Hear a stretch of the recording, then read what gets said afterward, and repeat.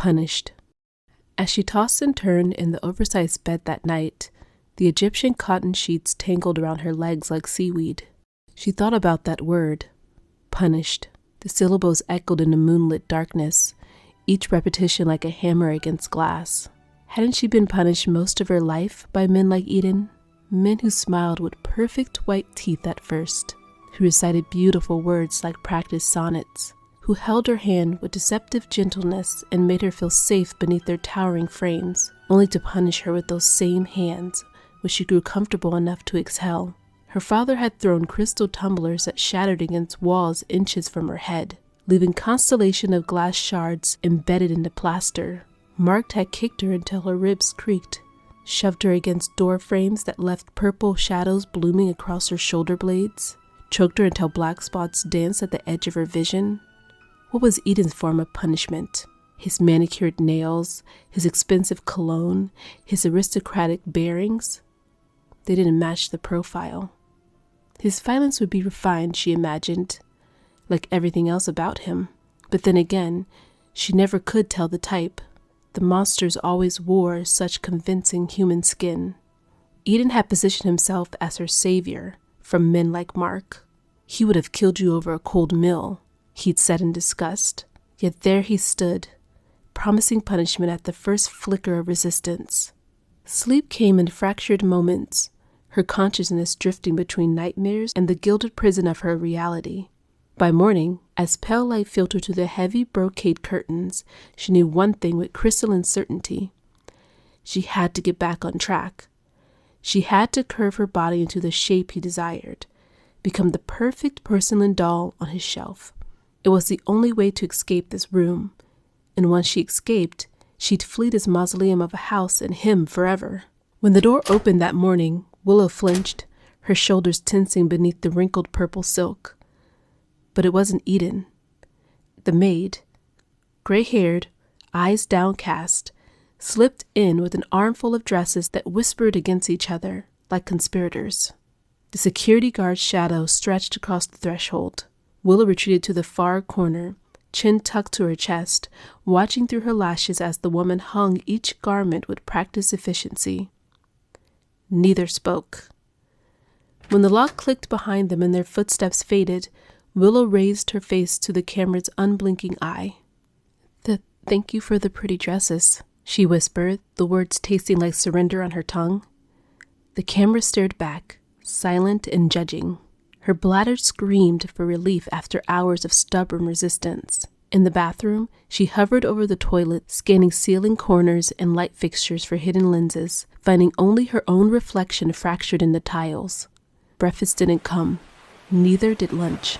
By mid-afternoon, last night's untouched dinner still sat on the table, cold and congealed, as if time itself had refused to move along.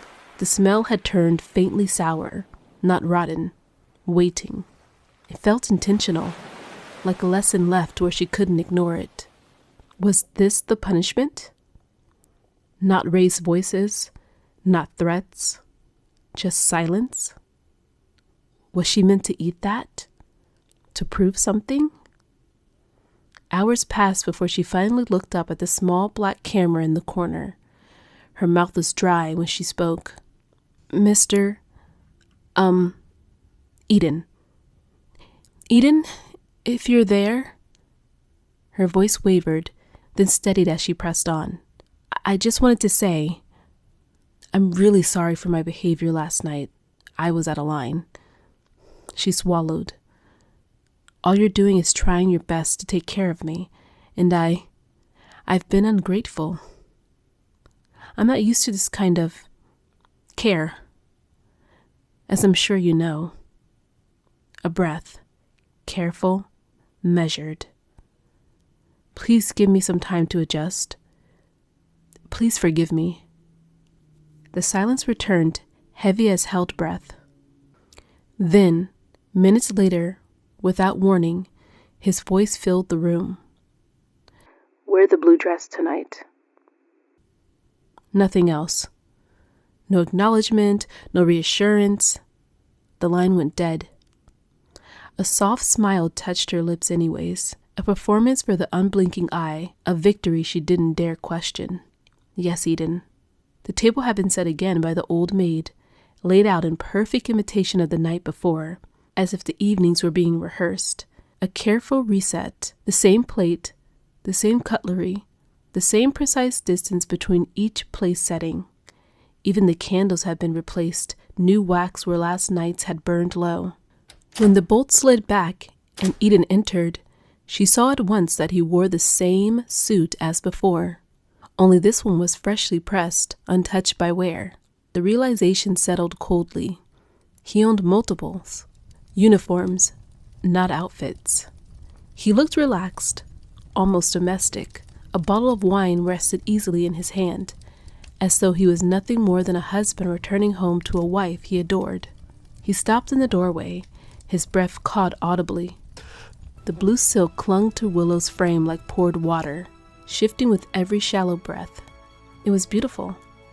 It was exactly what he'd wanted, and it left her exposed. The neckline dipped low enough to reveal what she could not erase. The fading bruises Mark had left behind, mottled bruises in sickly yellows blooming against her skin. She had hidden them beneath the scarf, the only personal item she'd been allowed to keep, the last remnants of her former life. "Willow," he murmured. His gaze traveled slowly, reverently from the hem of the dress up to her throat, where the scarf interrupted his view. His mouth curved faintly. "You look transcendent." She forced her hands to remain still at her sides. For the last hour she had practiced this, standing before the mirror, rehearsing not the face of a captive, but of a woman beginning to understand her place, beginning to accept. She stepped forward, the silk whispering against her legs. "Thank you, Eden," she said softly, each word carefully placed. A fragile smile followed, hesitant, grateful. It's the most beautiful thing I've ever worn, even more beautiful than the last." She lowered her eyes, just slightly. "I didn't think I'd ever feel this elegant." Something in him shifted. The cold precision around his mouth eased, replaced by a glow that might have passed for warmth, if one didn't look too closely. It was the pleasure of possession, of a collector seeing a prized piece finally displayed as intended. He crossed the room and took her hand, bowing to press a lingering kiss against her knuckles. "I knew it would suit you," he said, guiding her towards the table. "You were meant for finery, not those drab cotton rags." His fingers paused, except for this. He hooked a finger beneath the silk scarf and drew it away. The air felt colder instantly. The bruises bloomed into view, undeniable now. Her smile faltered for half a breath, but she caught it, lifting her chin even as heat crept up her neck. "Never forget, Willow," he said quietly, his eyes searching her face, probing for weakness. "How else will you learn to appreciate what you have here?" She met his gaze, searching for mercy and finding only its careful imitation. Still, she strengthened her smile. "You're right, Eden," she said. "I won't forget." He smiled, pleased. "Tonight we celebrate. My father is at rest. The world is outside the gates, and you are finally where you belong." He poured the wine. Willow washed his hands, strong, steady, and utterly devoid of the grease that had always lived under Mark's fingernails. "I was thinking," Willow said, taking a small sip of the wine to mask her nerves. "If I'm to stay here, if I'm to be a part of this house, I should know more about it. You've taken such care of me. I want to understand you better. And the estate, it's so big. I feel a bit lost just in this one room." She was testing the water, trying to see if good behavior would earn her a tour of the wing she was in, a chance to map the closest exit. Eden paused, his glass midway to his mouth. He looked at her, his dark eyes searching hers for any hint of deception. Willow didn't blink. She kept her gaze wide and admiring. "You want to see your kingdom?" he asked, a slow smile spreading across his face. He leaned across the table, his hand covering hers. His skin was unnervingly warm. Perhaps, in time. But trust is a fragile thing, Willow. You've been so brave today. Playing along, wearing the dress, but it is a well-crafted facade. Soon, you'll be looking for a tool under the bed again. Willow's heart skipped a beat, but she didn't let her hand flinch. I was just scared, Eden, she said, her voice dropping to a whisper. I'm not used to being cared for like this. It feels like a dream I might wake up from. I was looking for something to prove it was real. Eden's grip on her hand tightened. Not painfully, but with a terrifying possessiveness. It is very real, Willow. And as long as you continue to be this honest with me, I might just let you walk the gardens tomorrow. Under my supervision, of course. He picked up a small piece of steak and held it out to her, his eyes burning with a dark, hungry light. Eat for me, Willow. Show me that you're accepting your new life. Show me you're mine. Willow leaned forward, her heart thundering so loudly she was certain he can hear it over the crackle of the fire. The silver fork hovered inches from her face, the meat perfectly seared, expensive and bleeding. She hated the intimacy of it, the way it reduced her to something infantile, a creature to be fed and groomed. She opened her mouth, her lips trembling slightly, and accepted the morsel. Eden's gaze didn't leave her eyes for a single second.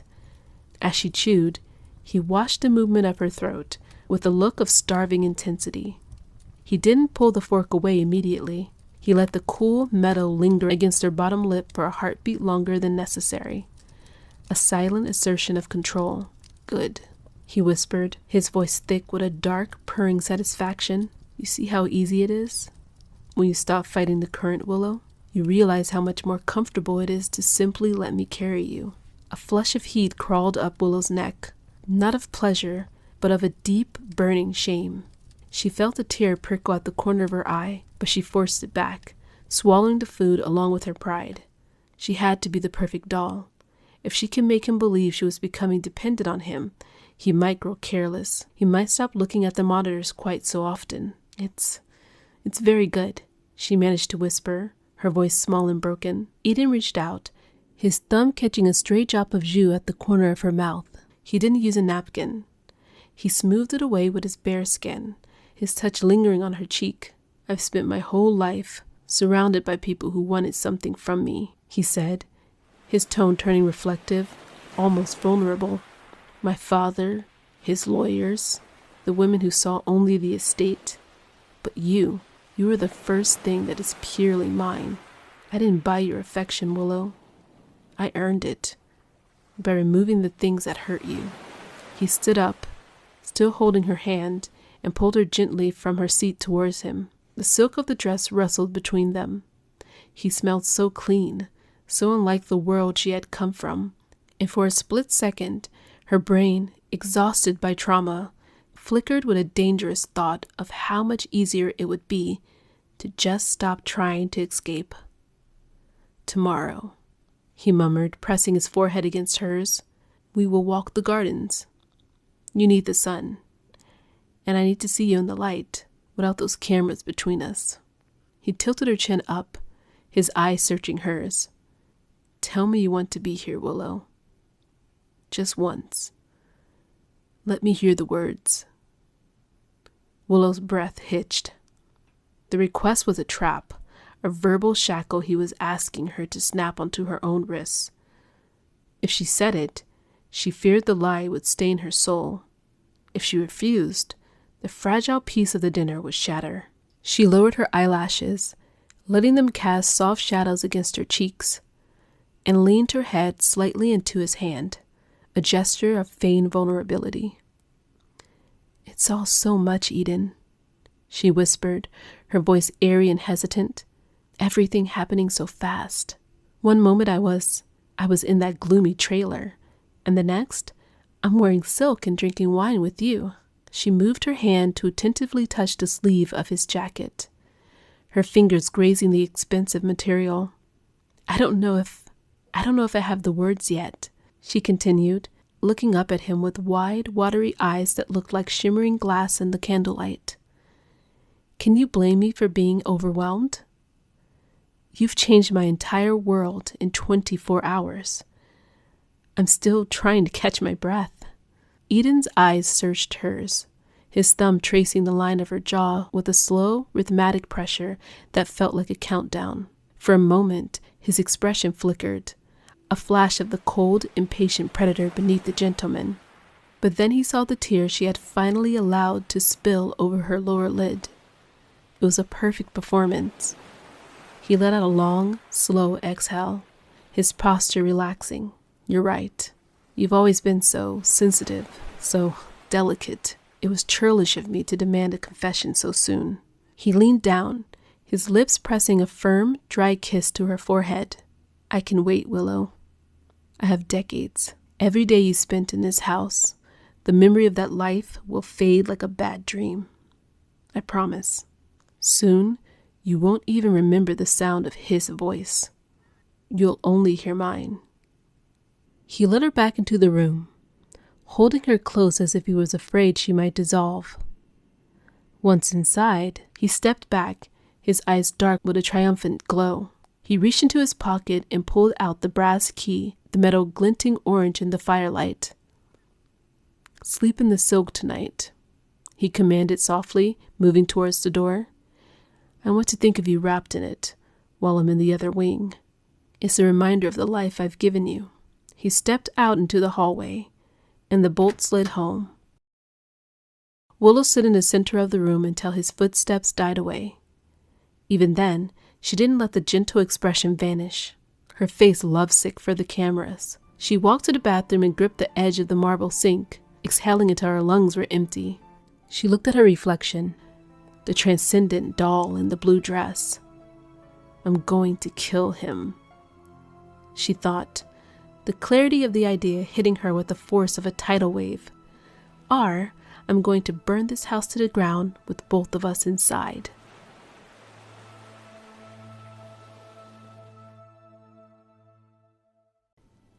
It would be so easy, wouldn't it, Willow?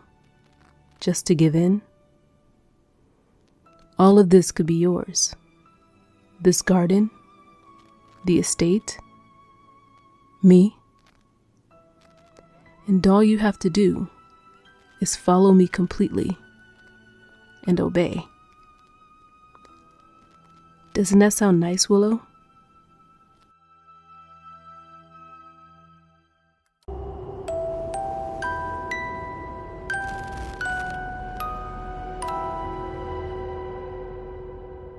The next day, she wore the yellow dress he had requested over the speakers that morning. The command had come casually, almost gently.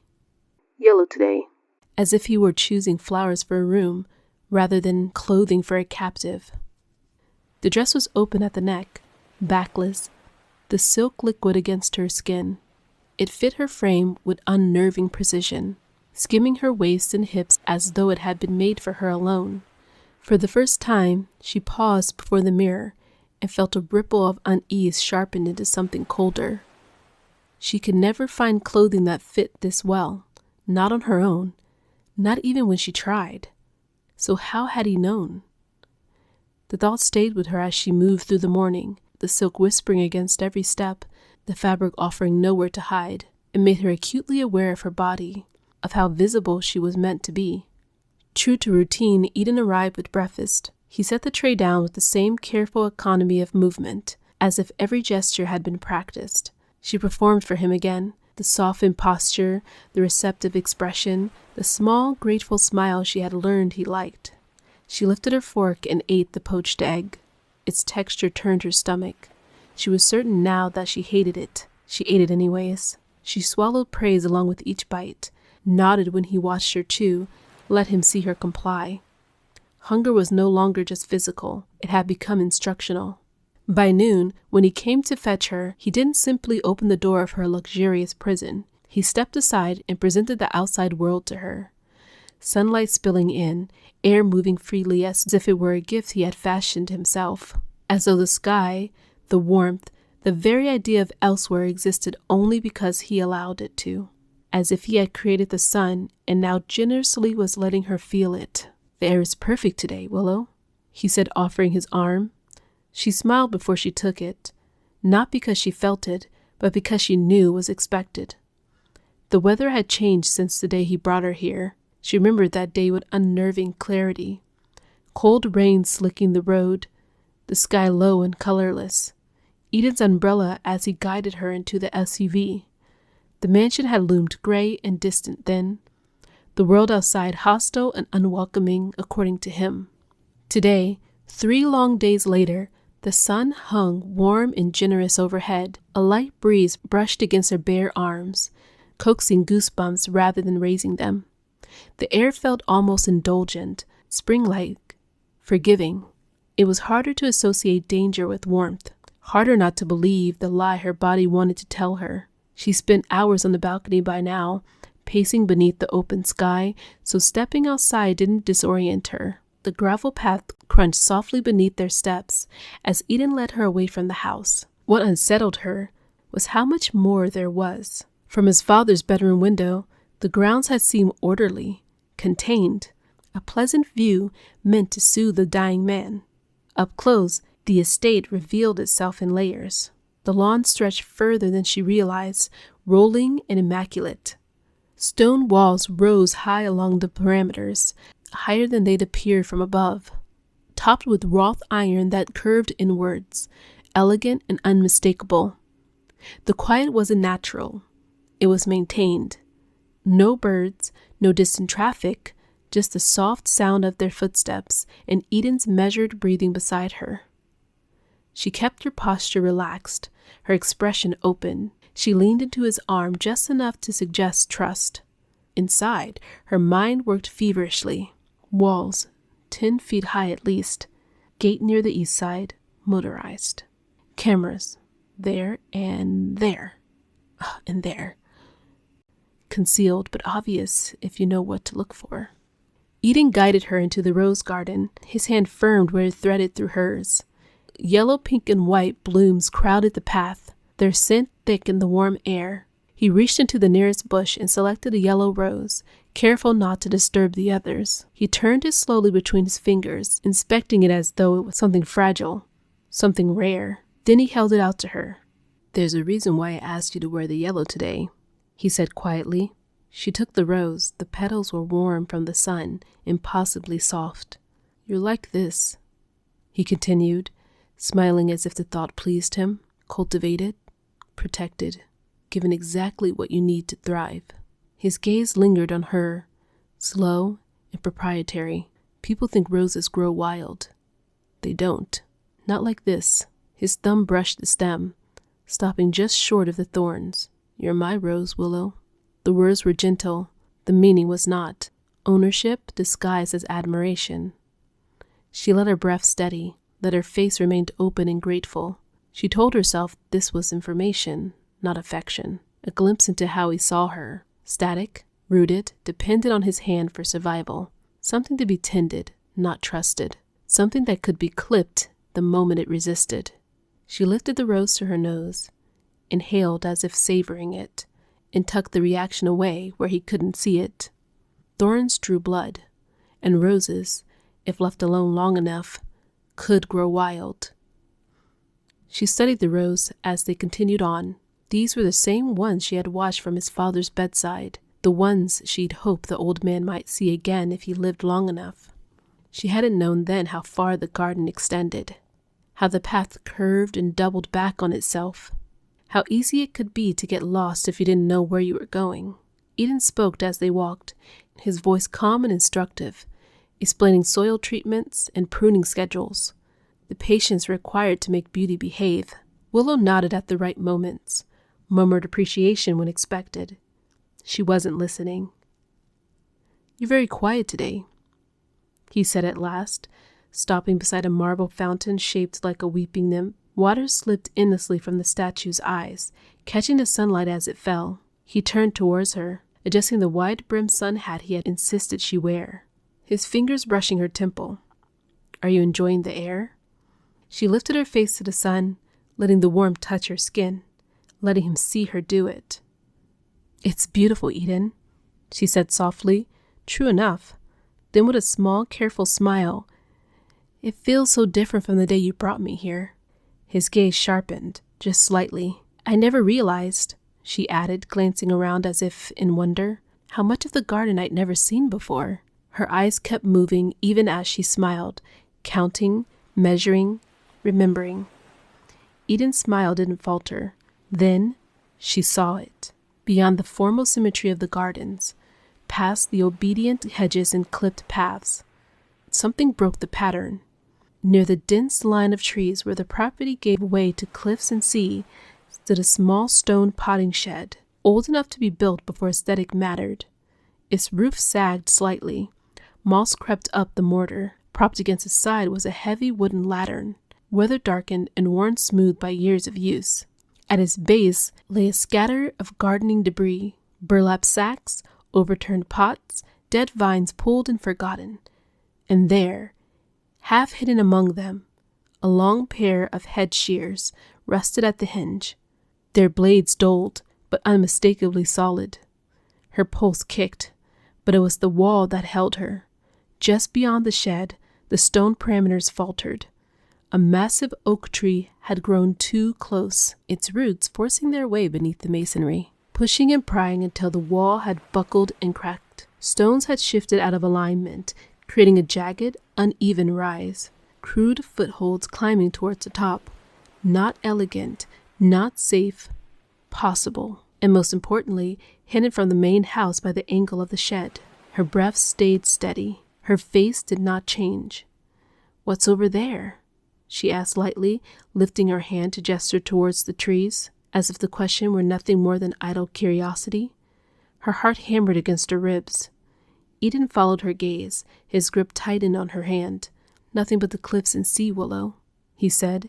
"Dangerous territory. The ground is unstable." His thumb pressed into her palm. "I prefer you stay within the inner circle."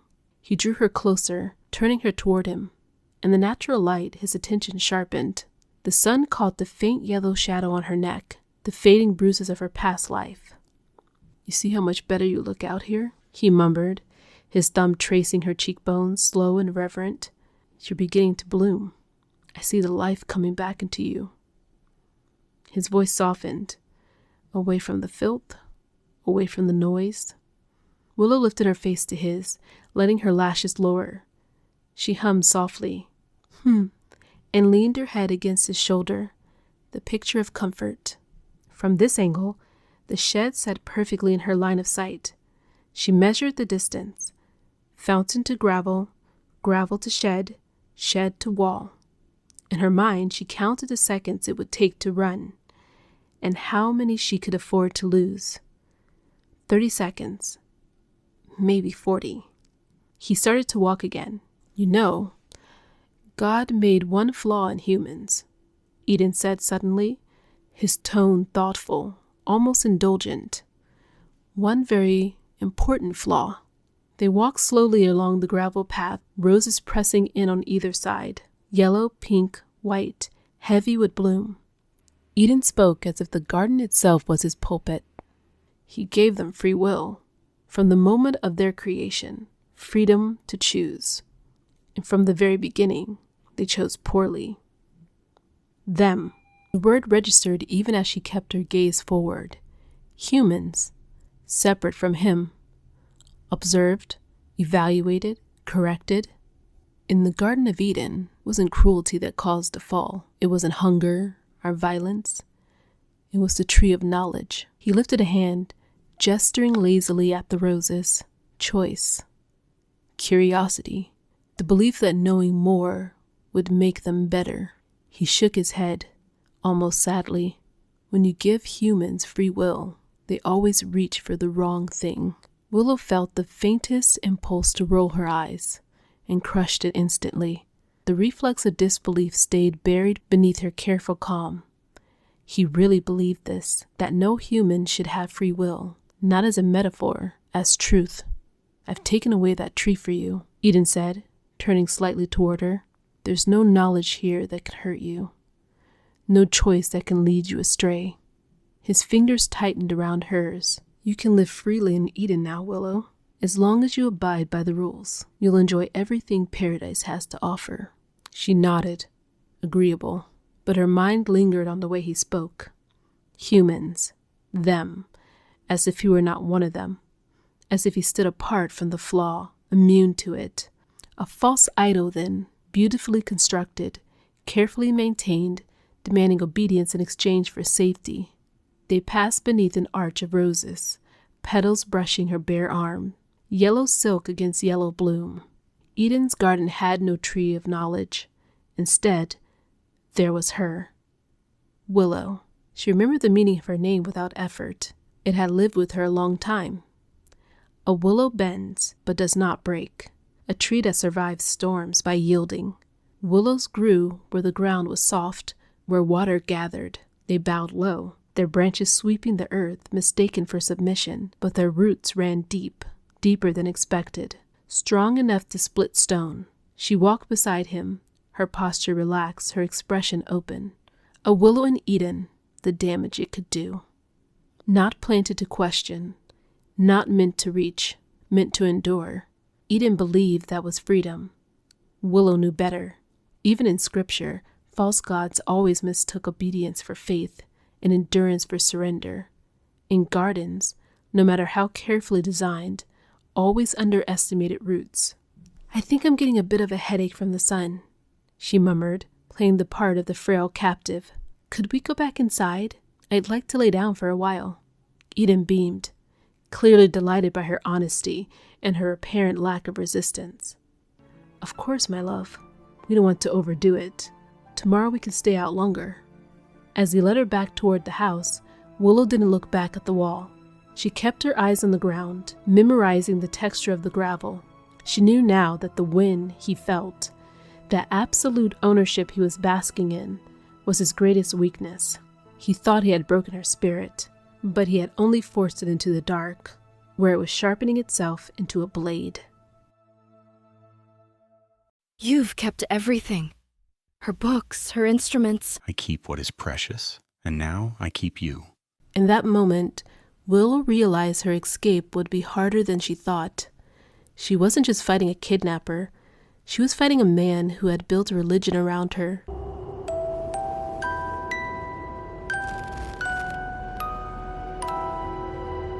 Eden seemed buoyed by her apparent compliance. The tension that usually radiated from him had softened into a proud, almost boyish enthusiasm.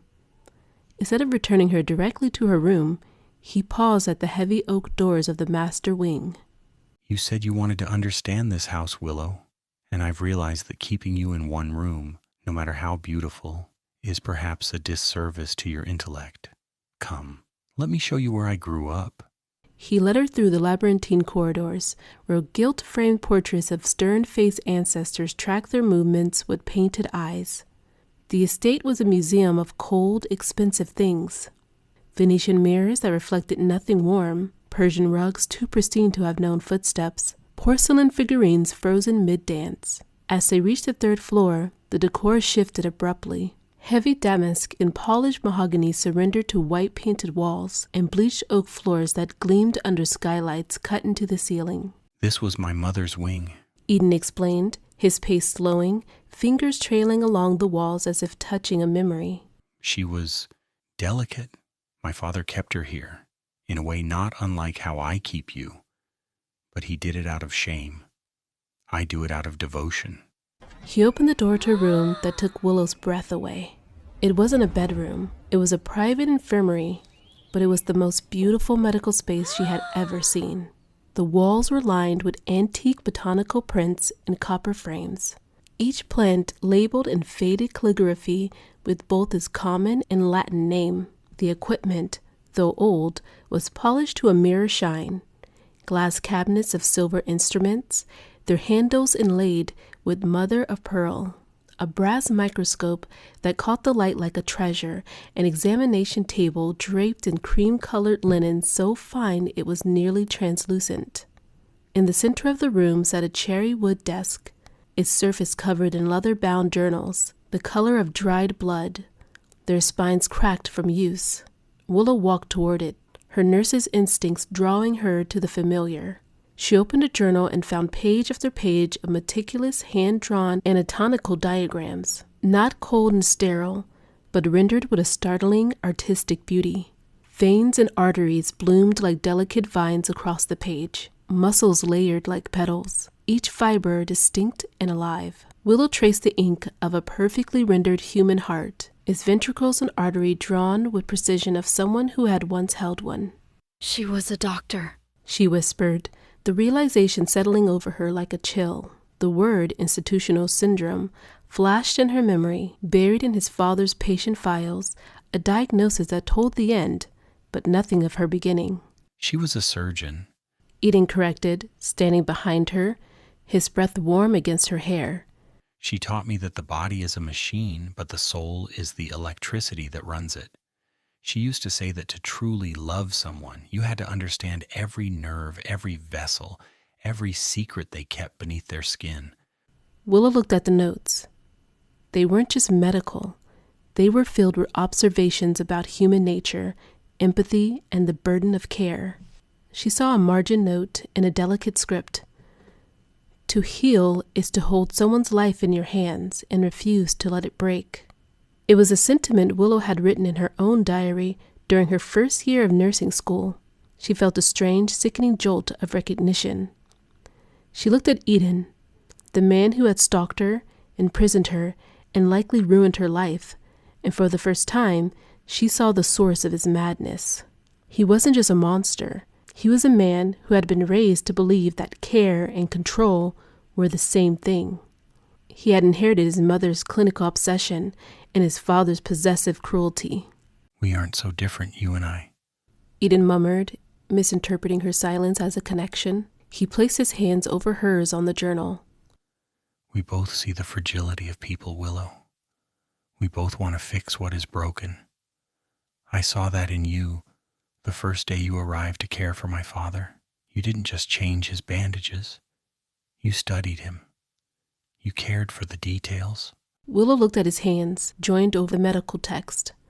For a fleeting second, the horror was replaced by a profound, chilling pity. He truly believed he was healing her. He believed this was a partnership of like minds. You've kept everything. She said softly, her mind spinning. Her books, her instruments. I keep what is precious. He replied, his eyes fixated on hers with a terrifying, pure affection. And now I keep you. In that moment, Willow realized her escape would be harder than she thought. She wasn't just fighting a kidnapper. She was fighting a man who had built a religion around her. But she also saw her opening. If he thought they were the same, she can use that medical bond to manipulate him in ways he would never see coming. Willow's fingers lingered on the vellum page, her mind racing. She forced herself to look up at him, her eyes wide and simulated with the discovery that she knew would intoxicate him. Eden, she breathed, her voice carrying a faint tremor of awe. I had no idea. I thought you just saw me as a possession.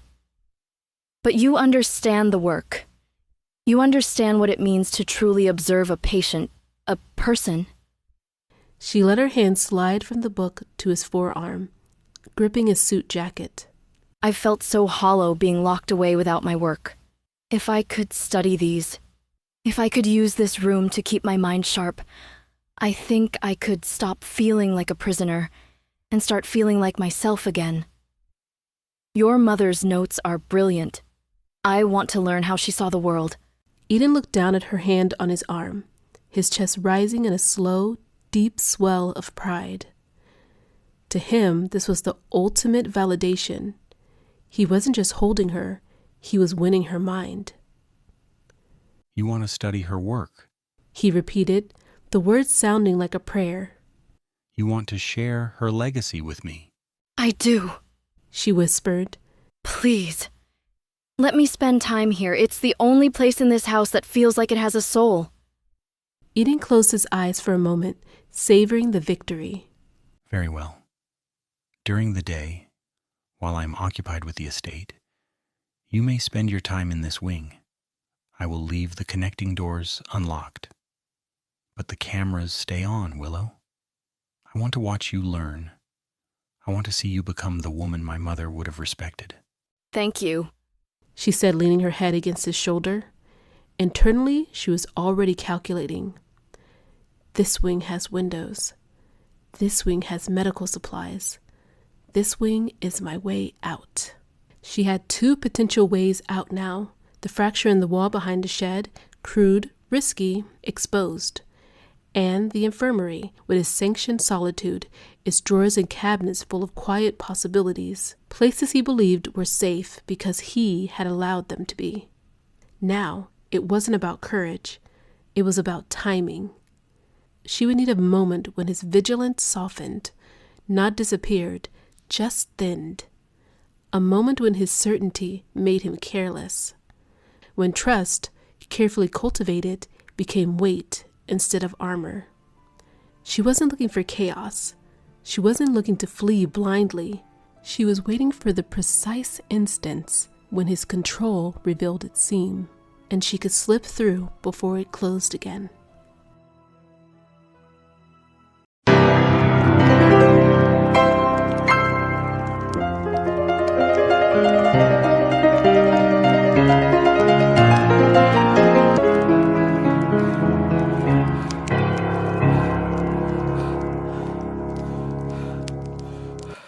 Do you hear it, Willow? The way the notes have to struggle to find the harmony. That's us. That's what we're doing. We're finding the harmony in the chaos. Oh no. He's crazy. This is going to be harder than I thought.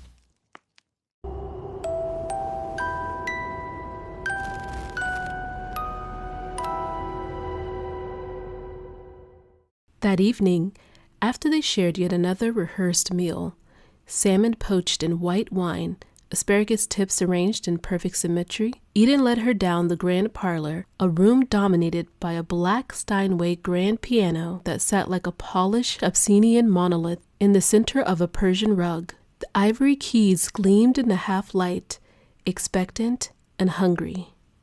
The room was lit only by the crackling fireplace and 2 tall silver candelabras, whose flames danced and cast elongated shadows across the walnut-paneled walls. Eden sat on the bench, the crimson tails of his silk robe pooling around him like spilled wine. He didn't ask her to join him. He gestured one long fingered hand to a burgundy velvet chaise lounge nearby, positioned at a precise 45-degree angle so he could see her perfectly while he played, her face illuminated by the golden glow of firelight. My mother used to say that music was just surgery for the spirit, he said, his long fingers hovering over the keys. It finds the jagged edges and smooths them down. He began to play, his fingers crashing down on the keys with a violence that startled her. It wasn't Debussy or Chopin, nothing soft or romantic, but Rachmaninoff prelude in C-sharp minor, its opening notes like funeral bells. Each note thundered through the room like approaching storm clouds, the low bass notes vibrating the floorboards beneath her feet.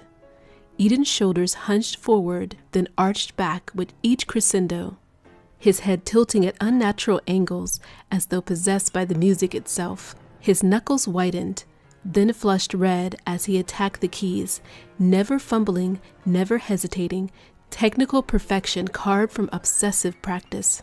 Throughout it all, his eyes remained fixed on Willow, unblinking and glassy, as if the music were merely a vehicle to deliver some unspoken message directly into her soul, as if her reaction were another instrument he was determined to master. Willow sat on the chaise, her hands folded in her lap. To anyone else, it was a scene of high society romance. But as the minor chords echoed through the vaulted ceilings, Willow felt the weight of her reality. He was playing at her, using the music to weave a web of sound that felt just as restrictive as the iron bars on her windows.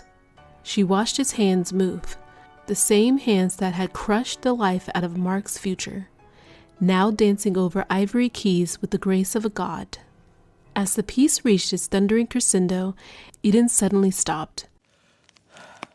The silence that followed was deafening, filled only by the crackle of the fire and his heavy breathing. He turned on the bench, his face flushed, his eyes wild with a dark, manic love. Do you hear it, Willow? He asked, his voice a low rasp. The way the notes have to struggle to find the harmony. That's us. That's what we're doing. We're finding the harmony in the chaos. Willow felt a cold sweat break out along her spine. He was deeper into his illusion than she realized.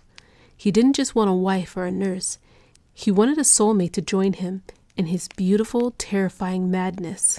It was beautiful, she managed to say, her voice barely a whisper. Eden stood up and walked toward her, the candlelight casting a shadow over her like a shroud.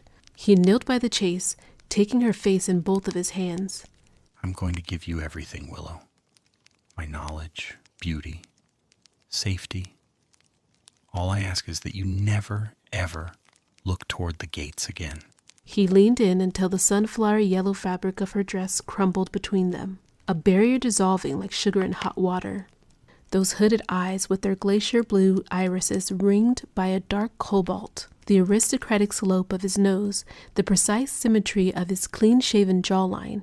His lips, flushed pink from the wine and slightly parted, hovered millimeters from hers, close enough that she could count his individual eyelashes. He waited with the stillness of a judge, demanding the consent she had been terrified to give. The closeness was suffocating, like being slowly buried alive. Willow could smell the wine mingling with the bitter green scent of asparagus tips on his breath, undercut by the sandalwood cologne that clung to his skin like a second personality, expensive, calculated, and impossible to wash away. As his lips hovered there, an invitation that was actually a demand, her entire body recoiled internally, a scream trapped behind her teeth. But she didn't pull away sharply. Instead, she let her eyes flutter shut and turned her head away just a fraction, so his lips brushed harmlessly against her cheek. She let out a long, shaky breath and pressed her hands against his chest, not to push him away, but to create a deliberate, soft barrier. Eden, she whispered, her voice trembling with a genuine fragility that she didn't have to fake. Please, don't. Not yet. She felt his muscles stiffen under her palms. The air in the room seemed to sharpen, the silence turning jagged. For a heartbeat, she feared she had pushed him too far, that the assailant would override the nobleman. I want this to be right. Her eyes opening to meet his, pleading and wide. You said you wanted harmony. If you take this now, while I'm still so fractured from everything that happened, it won't be real. It'll just be another thing that was taken from me. She reached up, her fingers grazing the hairs at his temple. You've given me so much tonight. The books, the music. Give me this one final thing. Give me the time to come to you because I want to, not because I have nowhere else to go. Don't you want the version of me that isn't afraid? The logic was the perfect bait for his ego. Eden prided himself on being better than Mark, better than the beasts of the world. He wanted her devotion, not just her body. He stayed frozen for a long moment, his eyes searching hers for the lie. Willow kept her breathing shallow, her gaze unwavering, projecting nothing but a vulnerable, burgeoning trust. Slowly the tension bled out of his shoulders. He let out a breath and sat back on his heels, though he kept his hands on her waist. You're right, he murmured, his voice thick with a frustrated yet admiring reverence. You are a creature of nuance, Willow. I shouldn't treat you like a common conquest. It's just seeing you here in the light of the fire. It's difficult to remember patience. He stood up, pulling her to her feet with him.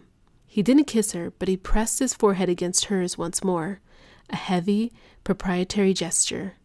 I will give you your time, he promised, his voice dropping into a dark, vibrating register. But remember, Willow, patience has a limit. I have given a paradise to you, but even God expected something in return for Eden.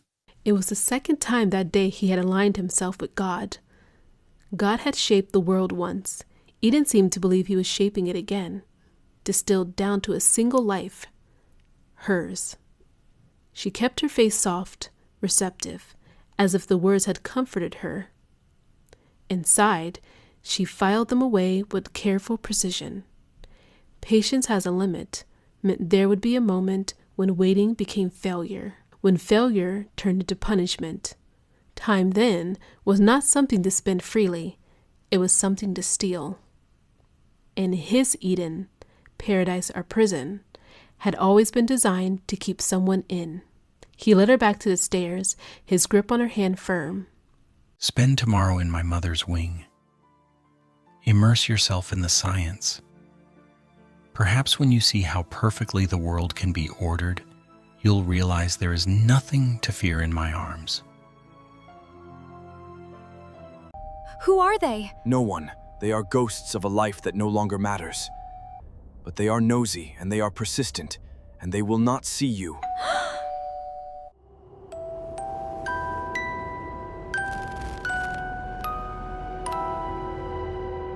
Willow was true to her word. The moment the bolt slid back at dawn, she dressed in the powder pink silk maxi dress he had requested. High-necked, balloon-sleeved, modest to the point of reverence. The fabric flowed down her slight frame, turning her into something curated and deliberate, doll-like. But it gave her something more important than beauty. It hid the bruises completely. For the first time in days, her body was allowed the dignity of concealment. Eden noticed. He led her towards the third-floor infirmary with his gaze fixed on her the entire way, his attention almost tactile. He commented on her femininity, on the way the dress softened her, refined her. This is how every girl should look, he said, if she had an ounce of pride or self-respect. She nodded at the right moments, lowered her eyes when expected. What surprised her was not his admiration, but his restraint. Surprisingly, when they left the infirmary, he didn't hover. He left quickly to tend to his state duties. She knew the cameras were watching, so she acted with purpose. She opened the heavy journals, she cleaned the antique surgical tools with a cloth, and she sat by the window, appearing to be deep in study. But as she leaned over a volume on pharmacology, her eyes weren't on the text. They were on the medical cabinet's glass door. Behind the locked glass, she saw rows of brown glass vials. Her nurse's training allowed her to read the faded Latin labels from across the room. Chlorohydrate, morphine sulfate, ether. Eden's mother hadn't just been a surgeon. Toward the end, she had clearly been an apothecary of her own pain. Willow realized that while the doors to the house were made of oak and iron, the man who held the key was made of flesh and blood. And blood could be slowed. Blood could be put to sleep. Willow spent the day in a state of hyper-focused calm. She sat at the mahogany desk, a heavy volume of cardiovascular surgery propped open, while her mind worked on a separate, lethal track. She noticed that the glass of the medical cabinet was old, weary, and thin. The lock was a simple wafer tumbler, something a steady hair clip or a thin metal spatula could potentially bypass. She forced herself to stay immersed in the books, and to her surprise, she found the prose of Eden's mother captivating. The woman had been a genius, writing about the human body with a mixture of reverence and cold, hard logic.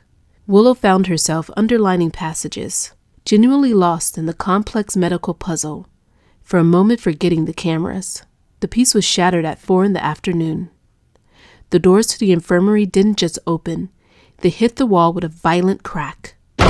Willow jumped, her heart leaping into her throat. Eden stood in the doorway, but the gentleman was gone. His face was a mask of rigid, pale tension. His jaw set so hard the muscles jumped.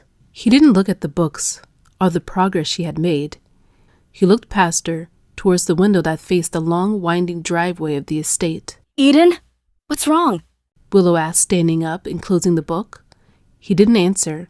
He crossed the room in 3 long, controlled strides. He grabbed her upper arm, not with the gentle possessiveness of the night before, but with a bruising, frantic strength. We're going. Now! He hissed, his voice low and jagged. You're hurting me, she whispered, but he didn't seem to hear her.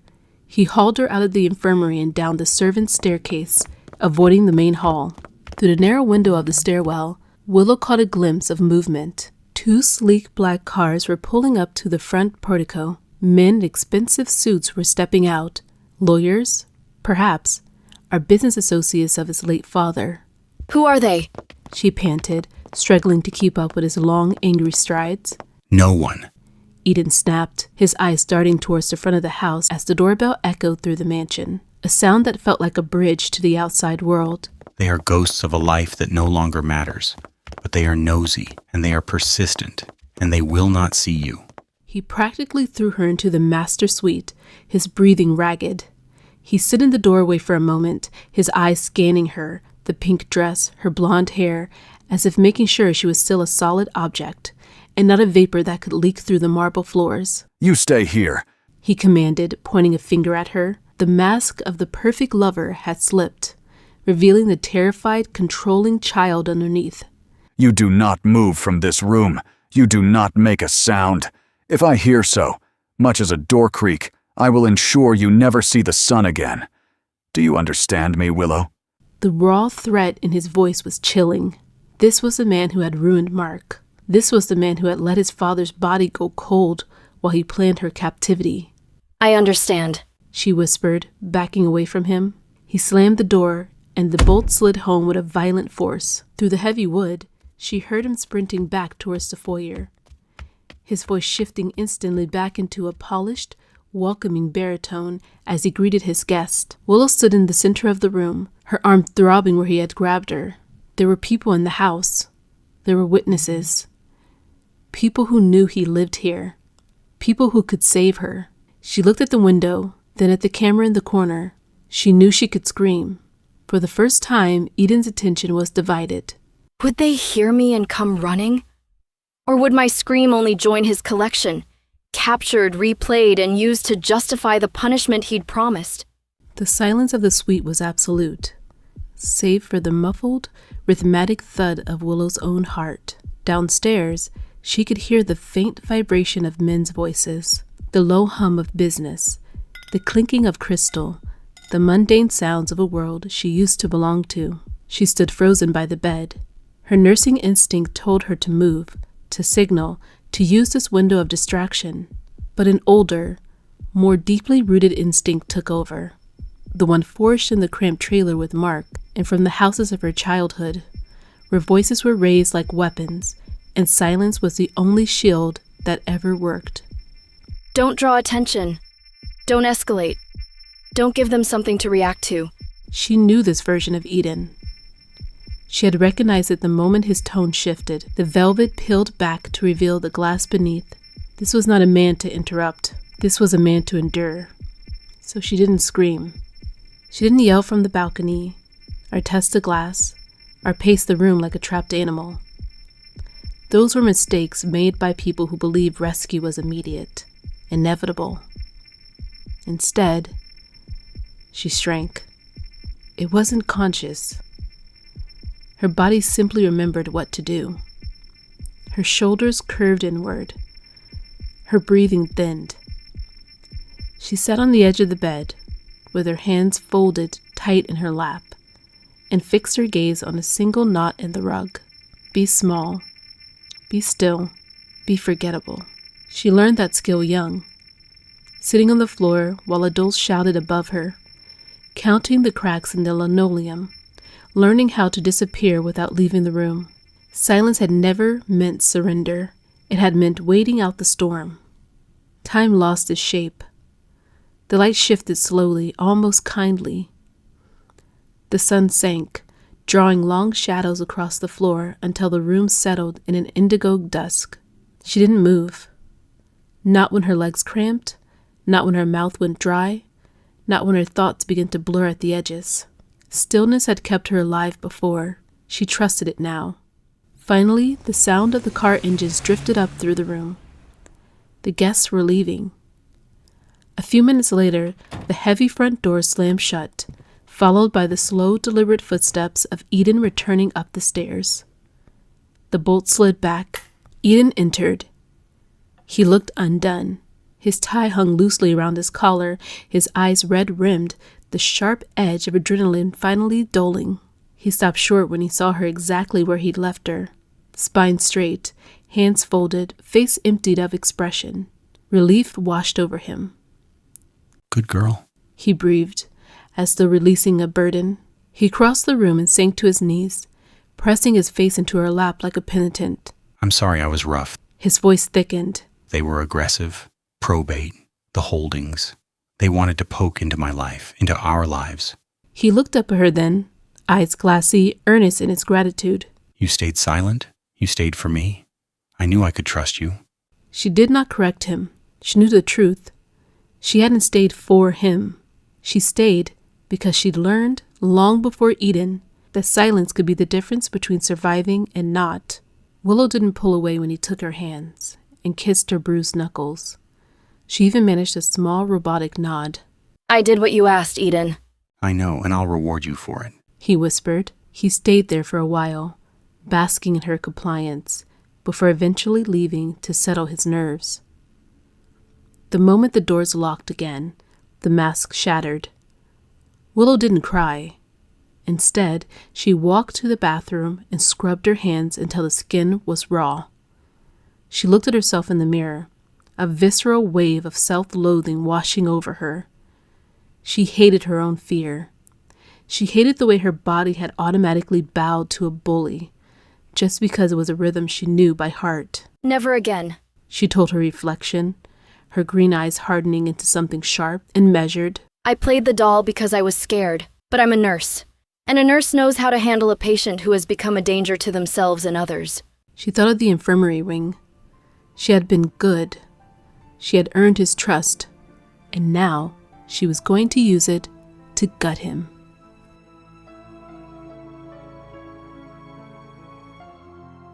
I forgot the vintage. It's in the cellar.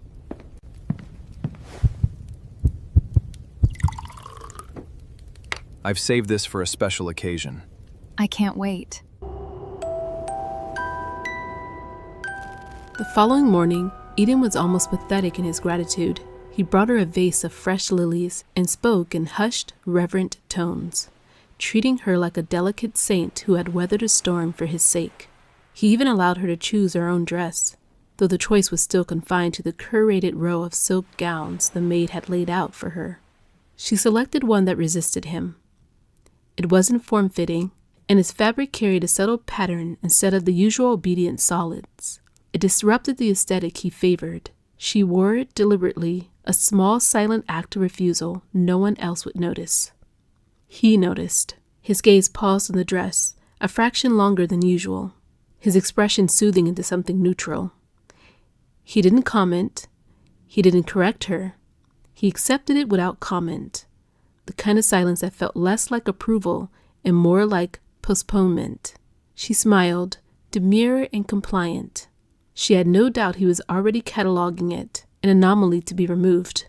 By tomorrow, she suspected the maid would be instructed to destroy it, and somehow, knowing that, made wearing it feel worth it. You've shown me such loyalty, Willow, he said, opening the door to the third-floor wing. Spend as much time here as you like. Your dedication to my mother's work, it's the most beautiful thing I've ever witnessed. The moment he left and the red light of the camera flickered on, Willow began the show. She spent 2 hours sitting at the desk, taking diligent notes, even moving her lips as if memorizing complex Latin phrases. She was the perfect scholar. But as the afternoon sun slid lower and struck the glass front medical cabinet, Willow noticed the familiar bloom of glare. She'd seen it twice already. Brief, predictable, the light flaring just enough to wash out a corner of the room on the monitor. Each time the camera's tiny lens had failed to compensate, its red indicator blinking as if nothing were wrong. She had memorized the timing without meaning to. When the glare returned, bright and blinding in the same narrow strip, she didn't hesitate. She moved. She found a thin, stainless steel dental pick among the surgical tools the day before. She kept it hidden in the sleeve of her dress. Using her body as a shield, she stood with her back to the primary camera, appearing to simply be admiring the vintage apothecary bottles. Her heart hammered a frantic rhythm against her ribs, but her hands, trained for the delicate work of drawing blood and suturing skin, were steady. She slipped the pick into the simple wafer lock. Click. The sound was tiny, but to her ears, it was as loud as a gunshot. She held her breath, waiting for Eden's voice to crack over the speakers, accusing her. Nothing but the hum of air conditioning. She slid the glass door open just an inch. Her eyes scanned the labels. She didn't want the morphine. It was too controlled, and the side effects were unpredictable. She needed something that would act fast and deep. Her fingers closed around a small amber vial of chlorohydrate. It was an old-fashioned sedative, powerful and nearly tasteless when mixing with a strong drink. In the right dose, it wouldn't just make him sleepy, it would render him a dead weight for hours. She slipped the vial into the deep pocket she had surreptitiously cut into the lining of the patterned dress. She then took a second, smaller vial of a strong local anesthetic, something she could use if she needed to defend herself physically. She relocked the cabinet, smoothed her hair, and sat back at the desk. She spent the rest of the day in a state of icy clarity. She wasn't the scared girl from the night before. She was a clinician preparing for a procedure. When Eden arrived that evening to take her to dinner, he found her smiling, a soft, resigned smile that reached her eyes just enough to be dangerous. You look inspired, Willow, he said, charmed. I am, she replied, her hand brushing the heavy weight of the glass vial in her pocket. I think I'm finally starting to understand how everything in this house works. The dining room surprised her with its warmth. The air smelled of beeswax and expensive Bordeaux. Candlelight softened the high ceilings, catching on carved beams and faded frescoes, so they felt intimate rather than severe. A long table waited at the center, already set, its polished surface glowing beneath linen and silver. High-backed chairs upholstered in deep wine-colored velvet invited rather than commanded, and the tapestries along the wall muted the room into a quiet hum, as if it had been made to hold voices kindly. It felt ceremonial, yes, but welcoming too, like a space meant to mark special occasions, a place prepared not for punishment, but for praise. Eden had outdone himself, and he seemed jubilant, his anxiety from the night before replaced by a triumphant, almost manic glow. A celebration, Willow. He said, pouring the dark red wine into 2 crystal goblets. To our new understanding, to the harmony we found.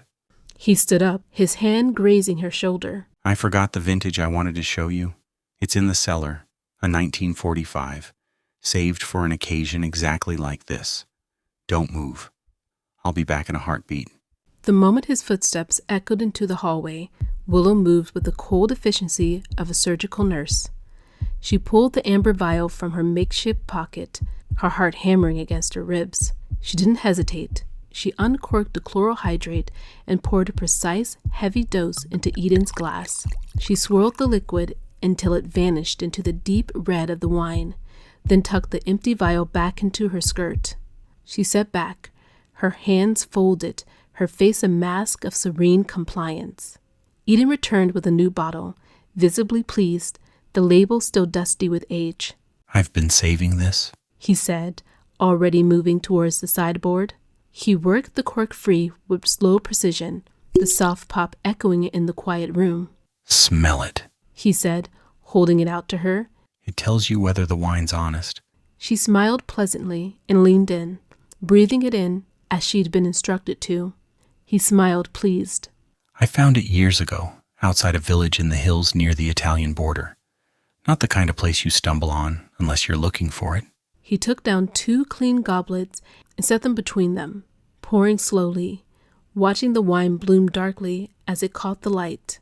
The vintner was an old man, he went on, almost fondly. No website, no export label. He poured straight from the barrel and insisted I taste before I spoke. Said the grapes only did well because the soil had been ruined once. War, fire, something ancient. He believed damage improved the depth. I bought what he'd sell me. I've never seen the bottle anywhere else since. He handed one to her, the glass warm from his fingers. To serendipity, he said softly, and good timing. They drank. The wine was smooth and full-bodied, layered without being sharp. Dark fruit, something earthy beneath it. It tasted settled, safe, the kind of wine meant to linger over, not rush. She lifted her glass, studying the color.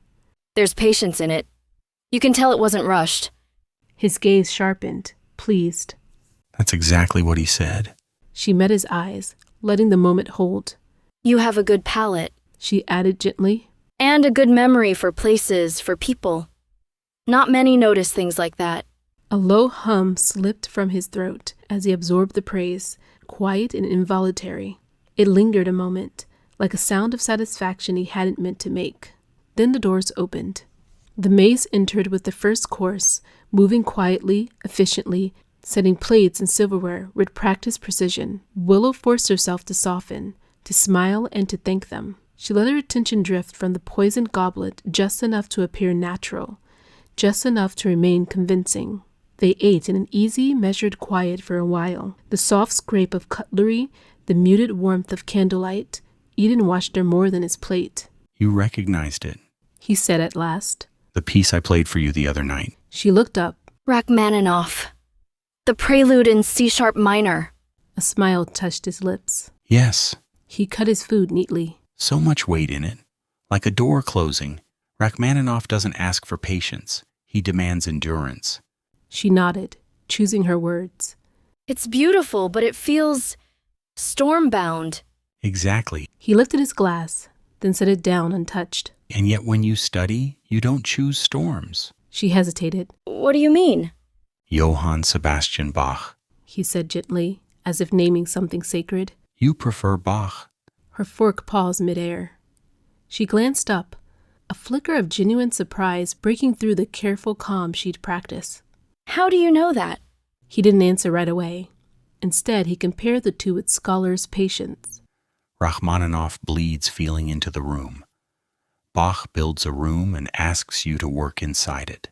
His gaze met hers, steady. You work. She felt the truth of it land, quiet, exacting. Bach helps me think. He keeps the noise out. His satisfaction was subtle, but unmistakable, a soft sound escaping him before he could stop it. I thought so. People reveal themselves by what steadies them. She resumed eating, her pulse ticking faster now, aware that the music had never just been music to him, and that he had been listening far longer than she realized. She swallowed, then offered a small, careful smile. You sound very sure.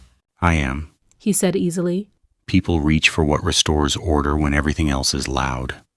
And what do you reach for? She asked, keeping her tone light, curious, not probing. He considered that, the question landing with visible pleasure. Silence. He said at last. And repetition.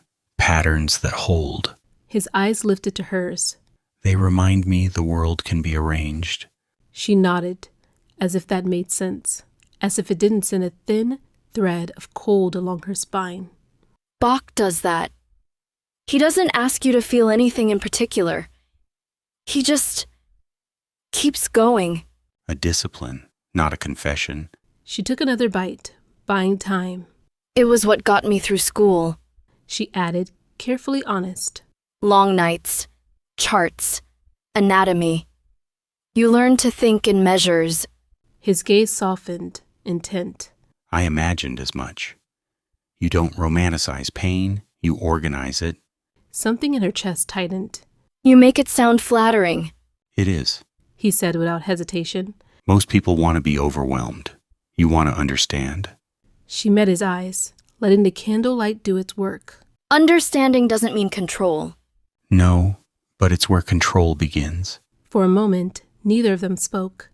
The candles hissed, the room held. Then he smiled again, lighter now. Finish your dinner. Afterward, if you'd like, I can play something quieter, not Rachmaninoff. Something that knows how to wait. She lowered her gaze, the picture of assent. I'd like that. And as she returned to her plate, she wondered briefly, dangerously, whether being known so precisely was a kind of music too, or just another way to be held in time.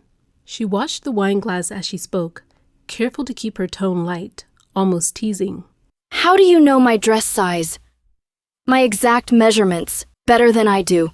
Then softer, deliberate. And how do you know the music I studied too? She met his eyes. Please don't answer in riddles. Consider it part of my reward. Eden didn't bristle. If anything, he seemed relieved. I didn't guess. He said simply.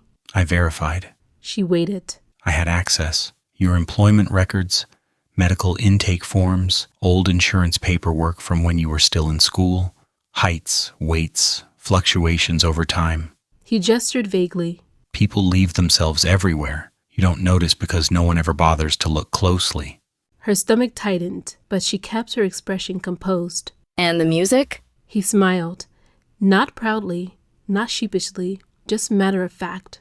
Your study schedules, library checkouts, a note in a supervisor's evaluation. Works best with structured classical music. Favors Bach. It came up more than once. He shrugged. Patterns repeat if you pay attention. She let out a quiet breath, as if impressed rather than alarmed. You did your homework. I believe in preparation, especially when something matters. Something. Not someone. She nodded, lifting her glass again, her fingers steady despite the chill crawling up her spine. Thank you for being honest, she said, and meant it in a way that honesty can be useful. He raised his glass in response, pleased, and the wine, dark, patient, unnoticed, waited. She hesitated, then asked it anyways. What else do you know about me? The question seemed to please him. He didn't answer right away, as if selecting something carefully, something precise. You've been admitted to the emergency department 6 times in 3 years. Always after midnight. Always with injuries you explained away as accidents. Falls, missteps, clumsiness. His voice remained calm. 3 different hospitals. Same charting language, same attending notes. Heat rushed to her face so fast it made her dizzy. She looked away, fixing her attention on the tablecloth, on the careful symmetry of the place settings. Shame prickled, sharp and irrational, as if she'd been caught doing something wrong rather than surviving. Her thoughts drifted to the night Eden had taken her, to Mark crumbling to the floor, drunk and furious, and to the certainty she'd carried with her afterward. He'd called the police once the shock wore off, once his anger cooled, once his pride recovered enough to admit she was gone. But the days passed. No knocks at the door, no questions shouted through hallways, no flashing lights cutting across the estate at night. Mark, she realized now, must never have reported her missing. He wouldn't have wanted to explain, wouldn't have wanted anyone looking too closely at the bruises he'd made her hide in plain sight. And the hospital, her hospital, had been silent too. No supervisors, no welfare check, no one sent to the home where she'd worked to ask why she'd vanished without a word. The world hadn't searched for her. It had simply adjusted. The silence wasn't an oversight. It was a confirmation of how easy it was for her to disappear. Eden leaned closer. Don't be embarrassed, he said gently. There will always be cruel men in the world. Men who take because they can. But I'm here now. She glanced up. For just a second, one fragile, treacherous second, his certainty felt like shelter, like a wall she could stand behind instead of pressing against. The idea slipped into her chest, warm and convincing. Then, something in her tightened. She remembered the locked doors, the cameras, the careful way every kindness arrived with terms she hadn't agreed to. Her gaze steadied. The warmth receded. She nodded once, as if accepting comfort, and lifted her glass. The performance resumed. Inside, the truth reasserted itself, quiet and unyielding. Protection that costs your freedom is just another form of captivity. And she would not forget that again. To honesty, she said. Her pulse quickened as she watched him lift his glass, the one with the poison in it. To honesty, he echoed. The sound of crystal meeting crystal rang clean and clear. She drank. The warmth spread too fast.